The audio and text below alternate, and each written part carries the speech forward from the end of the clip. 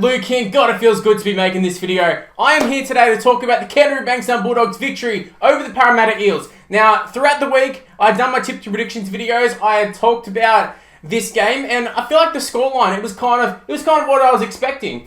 I just didn't expect it would be the Bulldogs beating the Parramatta Eels. It just feels weird, it doesn't feel real, but it does feel real because I witnessed it, I saw it. What a game, what a performance. Josh Addo, Carr, amazing. Matt Burton, amazing. Just the team in general, absolutely amazing. Jake Averillo killing it at fullback, although he did drop that one bomb, but killing it in general. Like, it was so refreshing to see, and I feel like all Bulldogs fans, there was just that sigh of relief, but also, like, throughout the game, there was just no point where I was like, Eels are coming back here. Like, at halftime, I was like, we're home. We're going to absolutely smash them. It's just a feeling that us Bulldogs fans haven't had for a long time. Now, I know we've had wins in the last couple of years. There has been moments where we've looked half decent. Look at, like, the Tigers game last year. We had a very, very comfortable win, but it was the last game of the season. It meant absolutely nothing. We started off this season playing the same shit as what we had for the last 3 years, and everything was sort of doom and gloom, to be honest with you. Trent Barrett sacked. A lot of the signings haven't really worked out that they've brought in, but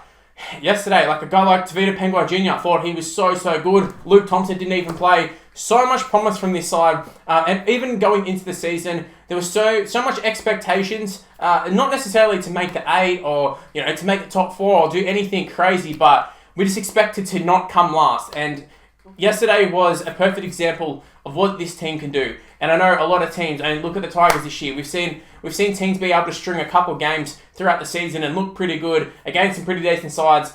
Tigers, perfect example, because they did beat the Eels. Now, I don't know if this game is a good reflection on what the Bulldogs can do. I feel like it is. There was a lot of nice little tries, great attacking play, but also at the same time, the Eels were pretty poor. But, I mean, we never let the Eels actually get a sniff. We never let them get a chance. In the few chances they got, like Moses going to put the ball down and then Burton coming across and smacking the ball out of his hands, there was just, every time they get a chance, we go in and just ruin it for them rather than necessarily them ruin it themselves. I feel like that's probably going to be, I feel like a fairly popular sort of opinion is, well, the Eels are pretty bad. This is typical Eels. They can beat the Storm, they can beat the Panthers, but they can't beat those bottom sides. And that is definitely the case. I will touch on the Eels, but at the moment, I'm basking in the glory of a Bulldogs victory because it doesn't happen very often. So much so that I need to come and make a video when it does happen. I feel like you guys expect me to do that, just because it really doesn't happen that often. We won against the Roosters, I did a video. We won against the Cowboys, I think I did a video as well.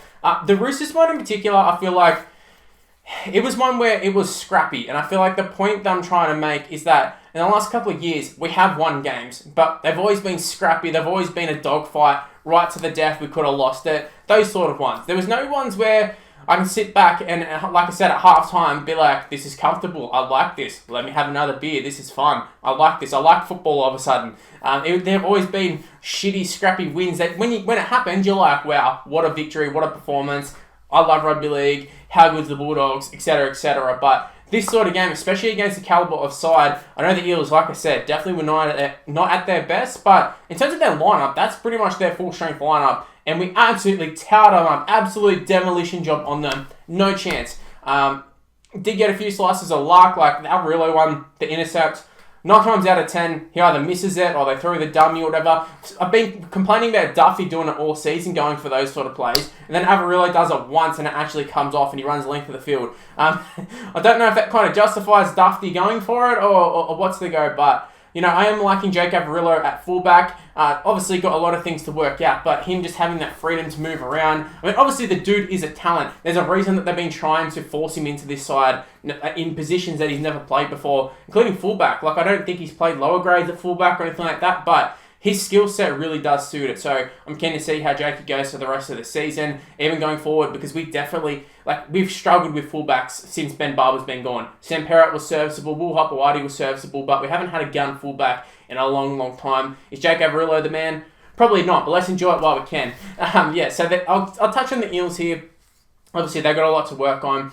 I feel like their biggest problem is, like I've already sort of talked about, is they can beat those top sides, but they just can't beat the teams who are coming last, or the teams who are around last spot. They seem to really struggle with them, and they kept saying that they just didn't show up yesterday, and I feel like if you're an Eels fan, that'd be super hard to take. Like, how is your team not turning up? A chance to go into the top 4, which is what they've been desperately wanting, and if you're a rugby league fan, know anything about the NRL, all the teams who win the premierships are from the top 4. You can't be just a top 8 side. You can't be a top 6 side. You need to be a top 4 side. The Broncos have a lot of injuries. Cowboys, you kind of expecting them to fall off at some point. Whether it happens, I don't know. But there's a chance. There's an opportunity to go into that top 4. And they've just squandered it for the second time against the worst team in the comp at the time.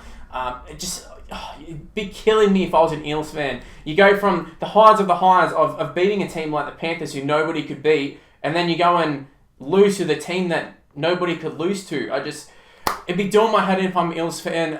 Comment section below. If you're an Eels fan, let me know what you're thinking, because this was the full strength side. I know there's a lot of talk about, Madison played Origin and Paulo played Origin, and I'm probably missing someone else as well. But, all these Origin players being out and, backing up and all that sort of stuff. But they had 5 days to turn around. Every other team's already played at this point.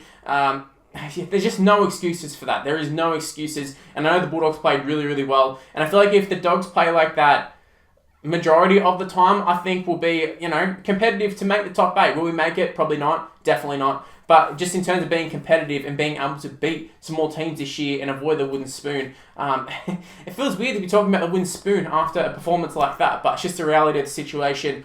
But let's just enjoy this, Bulldogs fans. It's been a long time since we've heard the team song. It's been a long time since we've seen the boys celebrating. It's been a long time since we've been able to, play with any sort of confidence. And I don't know if that's Mick Potter. I don't know if that's just the boys doing what they're doing and finally, just unleashing. I think I heard Matt Burton say that the shackles are off. And I feel like that's been the best thing for us. Let the boys just go out there and play eyes up footy and just play what's ahead of them instead of worrying about, better not drop the ball this set, and we better get to this position, get to point B and point C and all this sort of stuff. I feel like Trent Barrett was maybe overcoaching them too much, and you have all these guys like your Josh Addo, like your Avarillos, like your Aaron Shops and your Burtons and such. All these guys who, I don't know if you wanna try and structure them too much. You just want to let them play off the cuff. Carraz is a perfect example of when he came into the side against the Broncos, and he looked like $1 million in that side because he'd come from a system where they weren't playing so structured. That's what it feels like to me. I don't know if that's the case, but just as a viewer, as a Bulldogs fan, that's the stuff that I observed. But